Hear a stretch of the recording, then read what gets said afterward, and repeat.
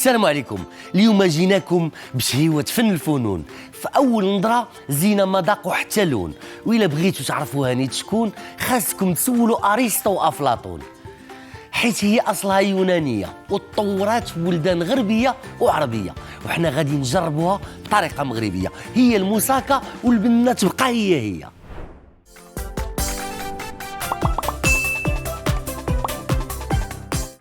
اول حاجه كنديروا من بعد ما شعلنا على المقله ديالنا كنزيدوا فيها واحد شويه ديال زيت الزيتون، كنخليوها تسخن باش غادي نسحروا البصيله ديالنا والثومه ديالنا.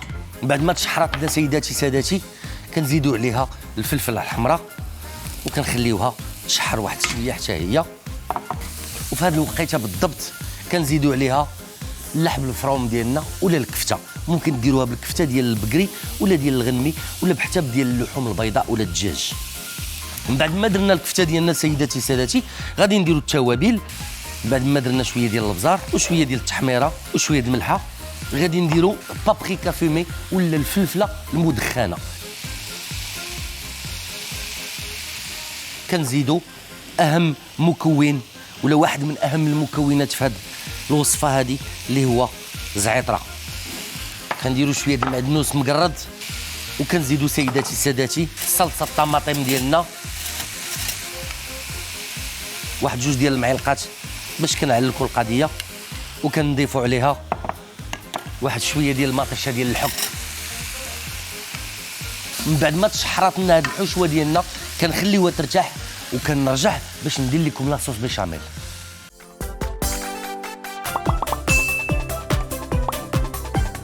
كنسخنوا الكاسرونه ديالنا ولا المقله ديالنا وكنديروا فيها واحد شويه ديال الزبده باش تذوب. غادي ناخذوا جوج ديال المعلقات ديال الطحين ونبداو نخلطوا هذا الخليط ديالنا في الجناب حتى تحربل لينا ويتخلط هذا الطحين مع هذا لابيشاميل بهذه الطريقه. وكنردوا العافيه سيداتي سادتي وكنزيدوا شويه ديال الحليب دقه دقه، ماشي كلشي في دقه واحده، باش كتبدا تجمع لينا لاصوص بيشاميل ديالنا. وكنبداو نزيدوا عليها شويه ديال لاكريم فريش سيداتي سادتي.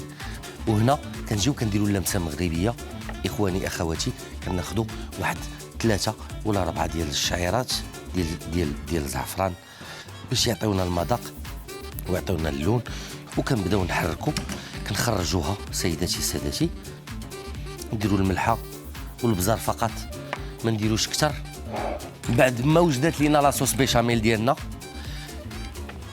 كنديروا طريف صغيور الاخر ديال الزبده باش يعطينا اللمعان، وكنتسناوها تذوب وبلا كذوب. واحد من المكونات الاساسيه في هذه الوصفه اللي هو الدنجال ولا بودنجال. من بعد ما قطعناه في الطول كيف ما كتشاهدوا ودرنا ليه الملحه وخليناه يخرج منه الماء ديالو باش ينشف، ومن بعد غسلناه ونشفناه ودهناه بشويه زيت الزيتون ورشيناه بزعتره وخشيناه في الفران.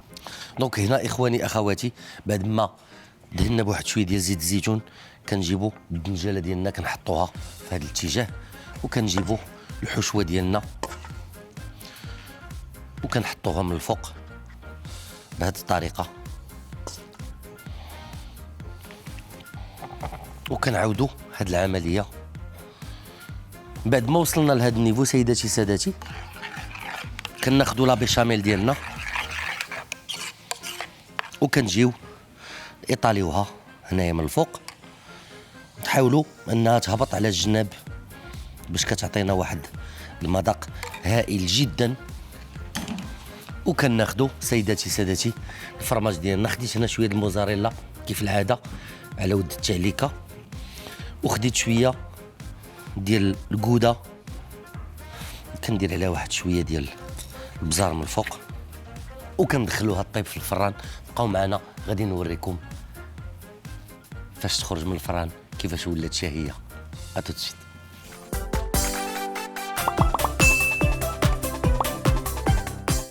إذن أحبائي من بعد ما خرجنا الموساكا من الفران وتقرمشات بهذه الطريقة، الموساكا اللي درناها بالدنجال والخليط ديال الكفته معلكه ودرنا فيها لاصوص بيشاميل بلا الكوزه العكوزه، لانه هذا شهر رمضان الكوزه كتدوخ شويه وكترخي، من الاحسن ما نديروهاش. سيداتي سادتي شوفوا معايا تقديم ديال هذه الوصفه الهائله، واحد الروائح زكيه كتطلع منها. ايوا سيادنا بصحه فطوركم، كان معكم الشيف سيمو كيف القاعده. تسناونا في احلى رمضان وشهوات جديده.